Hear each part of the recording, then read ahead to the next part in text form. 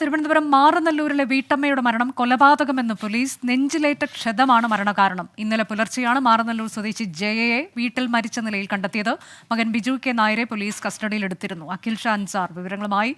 അഖിൽ ഷാ, ഇന്നലെ തന്നെ മകൻ കസ്റ്റഡിയിലായിരുന്നു. മകന്റെ മർദ്ദനമാണ് മരണകാരണമെന്ന സംശയവും പോലീസ് അപ്പോൾ തന്നെ പറഞ്ഞതാണ്. ഇപ്പോൾ അത് സ്ഥിരീകരിച്ചിരിക്കുന്നു. വിവരങ്ങൾ അനിജ, ഇന്നലെയാണ് ഇത്തരത്തിൽ മാറനല്ലൂർ ഒരു സംഭവം നടക്കുന്നത്. അത് പരിസരത്തുള്ള വീട്ടുകാരെത്തി വീട്ടിൽ നോക്കിയപ്പോഴാണ് ഈ ബോധരഹിതരായി ഇത്തരത്തിൽ ഈ വീട്ടമ്മയെ കണ്ടത്. അതിന് പിന്നാലെ ആണ് ആശുപത്രിയിൽ കൊണ്ടുപോവുകയും പക്ഷേ ഈ ജീവൻ രക്ഷിക്കാൻ കഴിയാത്തൊരു സാഹചര്യത്തിലേക്ക് എത്തുകയും ചെയ്തത്.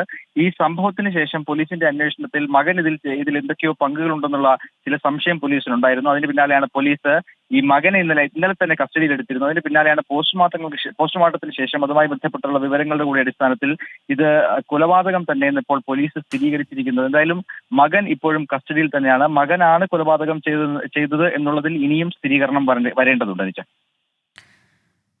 തിരുവനന്തപുരം മാറനല്ലൂരിലെ വീട്ടമ്മയുടെ കൊലപാതകമാണ്. ഇപ്പോൾ അതിന് മരണം കൊലപാതകമെന്നത് പോലീസ് സ്ഥിരീകരിച്ചു.